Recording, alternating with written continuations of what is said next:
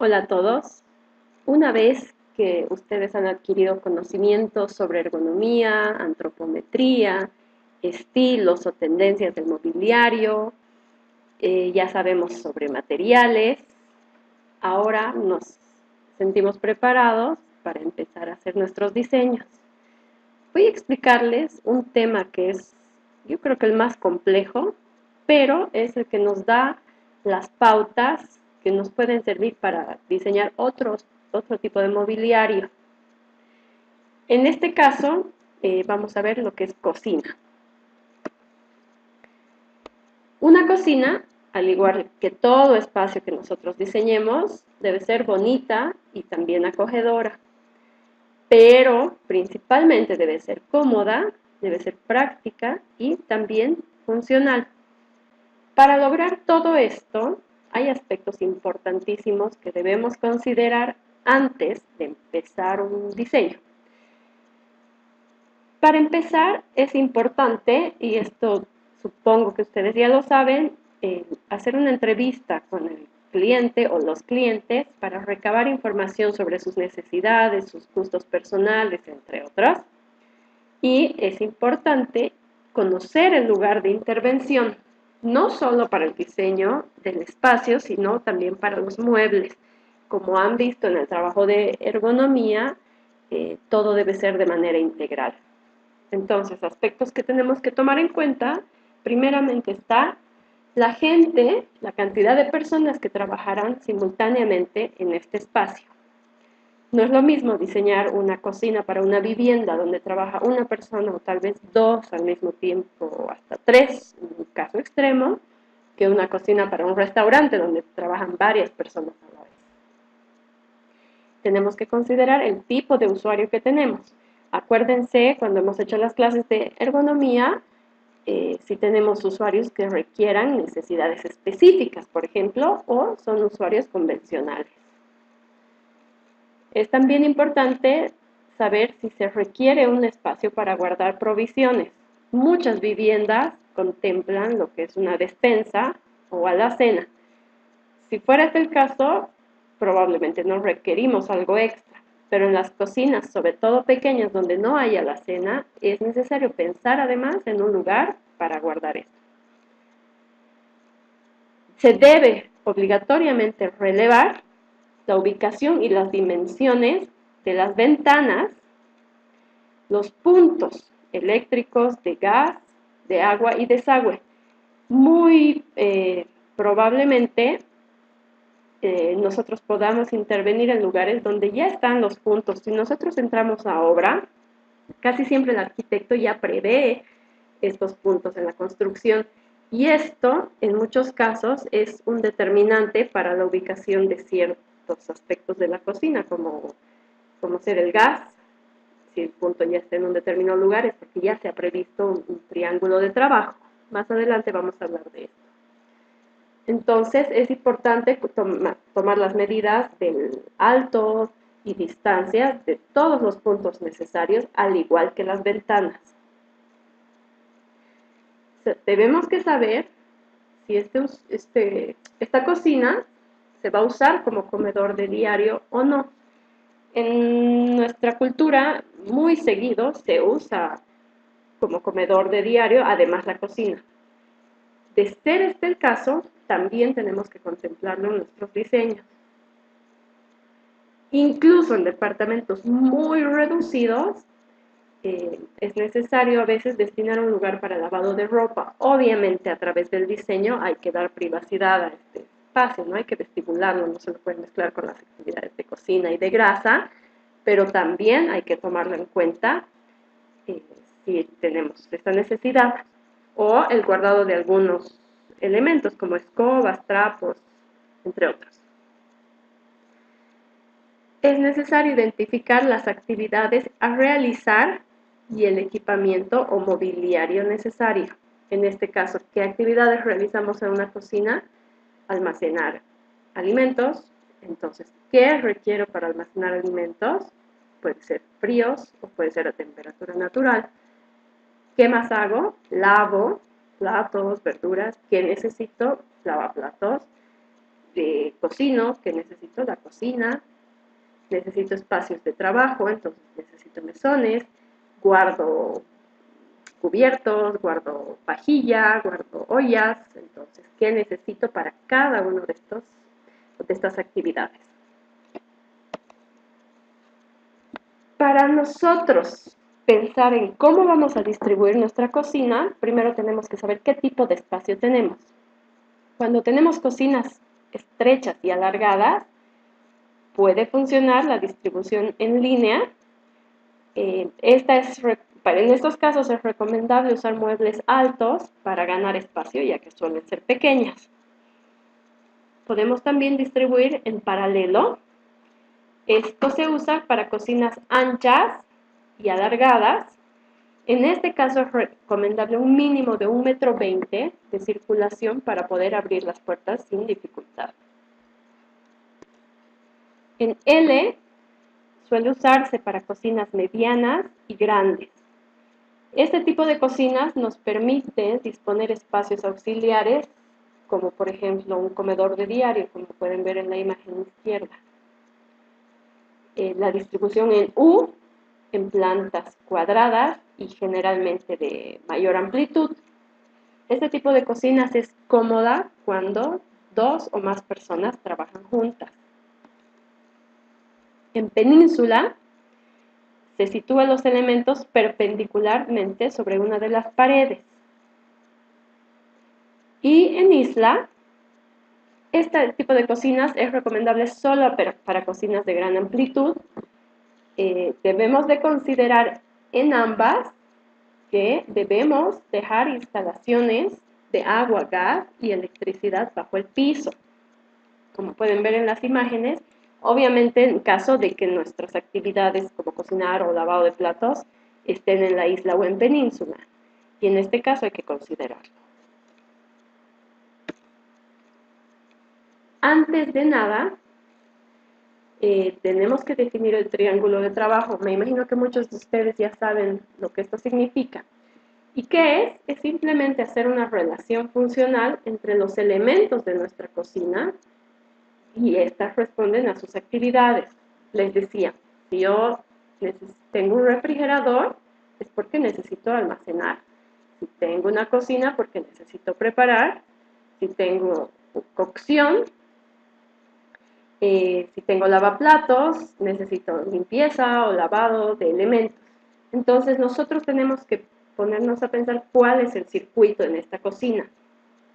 Si ustedes quieren pueden enumerar, por ejemplo, ¿qué hacen primero? Sacar alimentos. Entonces el primer punto del triángulo, el número 1, tendría que ser el refrigerador o una despensa. El segundo punto es el lavado de verduras o alimentos, y el tercer punto sería cocinarlos. Y entre cada uno de estos 3 puntos del triángulo de trabajo necesitamos tener áreas de uso. Entonces necesitamos mesones. Una recomendación es que los lados de este triángulo no sean inferiores a 1,20 m y en lo posible no exceder a los 2,80 m, siempre y cuando hablemos de cocinas domésticas. Una vez que hemos definido de qué forma va a ser nuestra cocina y hemos definido el triángulo de trabajo, tenemos que tomar en cuenta aspectos que ustedes ya lo saben porque han hecho el trabajo de antropometría y de ergonomía. Y entonces tenemos que pensar, por ejemplo, a la altura a la que va a estar nuestro mesón. Esto debería siempre responder a un usuario, como lo hemos visto en ergonomía. Sin embargo, si tratamos de tender a la estandarización, podría ser una medida cómoda para nuestro medio entre 85 y 90 centímetros. En países europeos o en Norteamérica, seguramente usan mesones un poco más altos. El ancho estándar del mesón de cocina es de 60 centímetros.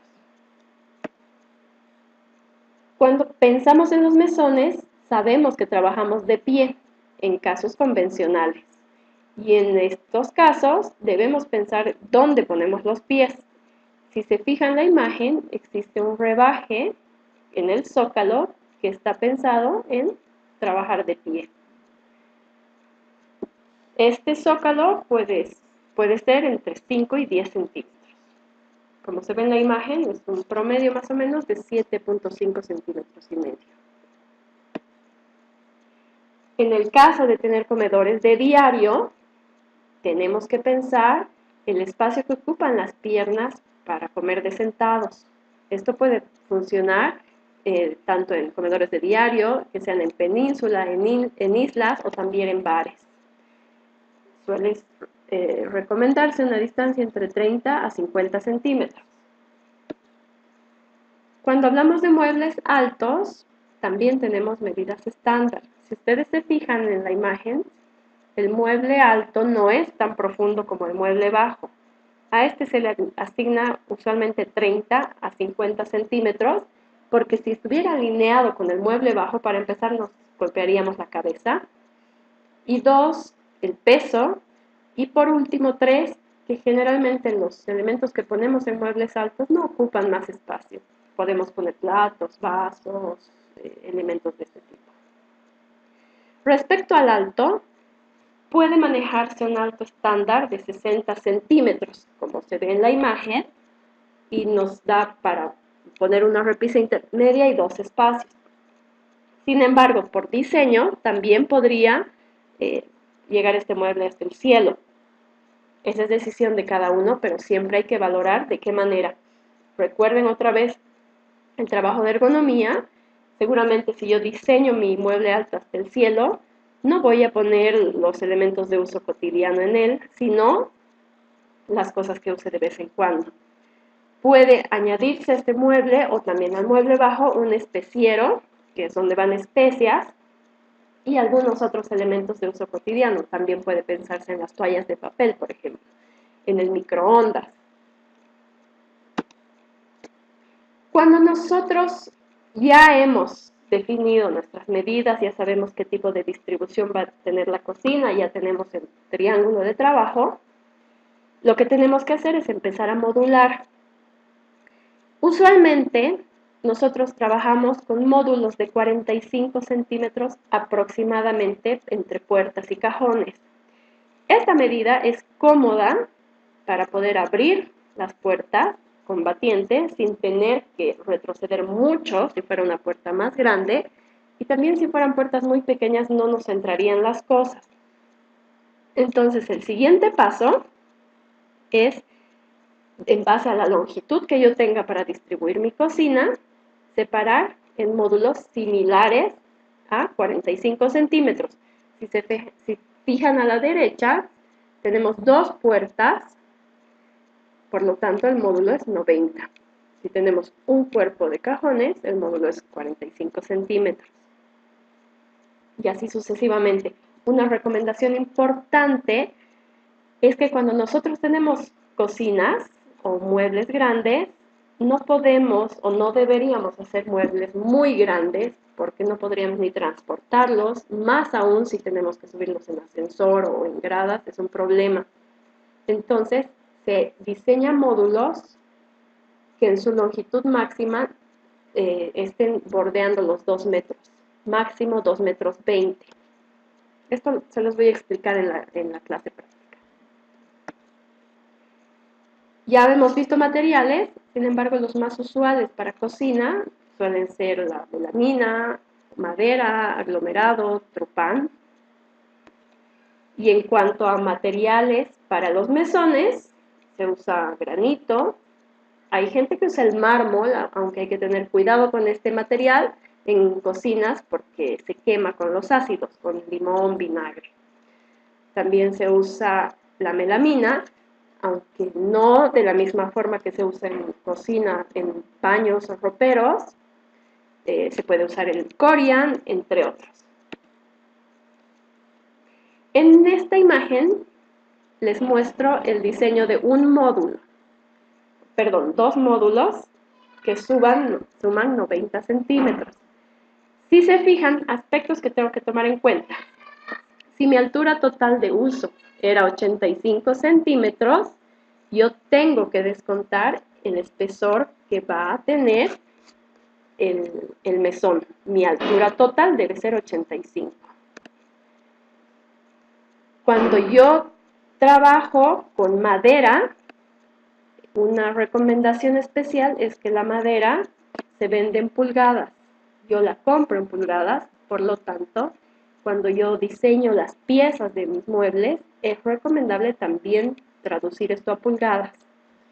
Entonces, si se fijan a la izquierda, aquí, tengo 22 milímetros, que en realidad una pulgada es 25,4, pero por los cortes de las sierras, esto reduce a 22, porque las sierras tienen un grosor.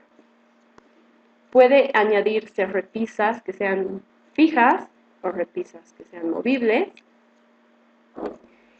Esto es un zócalo que es bueno contemplarlo, sobre todo para proteger de la humedad los elementos que yo pueda tener, proteger la misma madera y también para no tener que agacharme hasta el piso para tener que alcanzar mis objetos. Otro aspecto que se tiene que considerar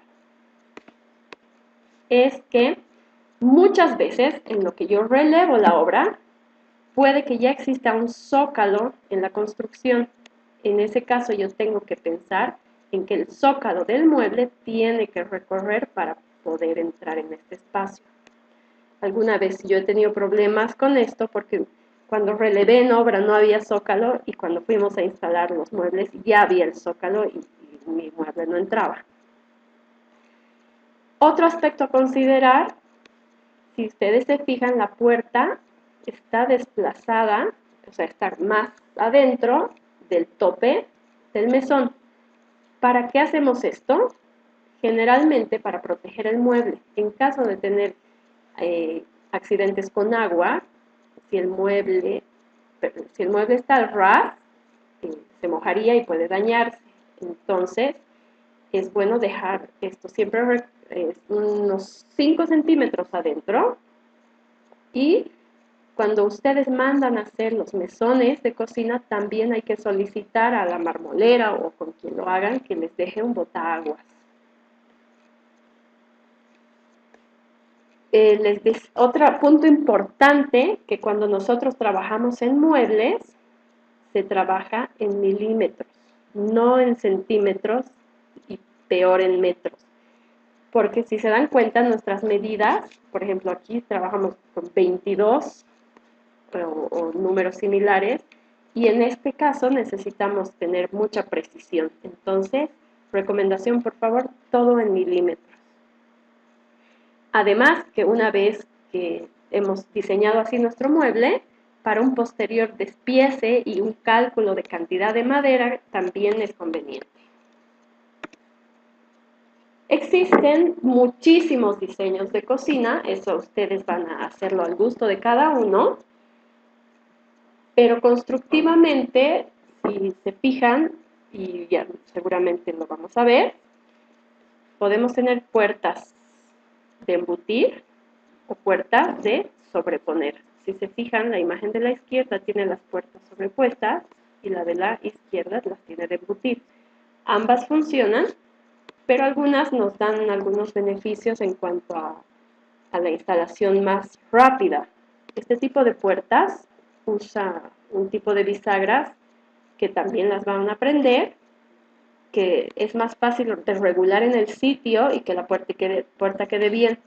Las puertas de embutir, de repente hay que cepillarlas y regular hasta que entre. En época de lluvia se hinchan y trae más problemas. Respecto al interior del mueble, debe tomarse en cuenta el destino o el uso de cada mueble. Existe un montón de herrajes o de accesorios que nos ayudan a organizar nuestra cocina, o podemos solucionarlo también con repisas o cajones fabricados. Tenemos que pensar el uso, por ejemplo, en el caso de diseñar un espacio para basura, debemos pensar de que este espacio no puede contaminar lo que tengamos al lado.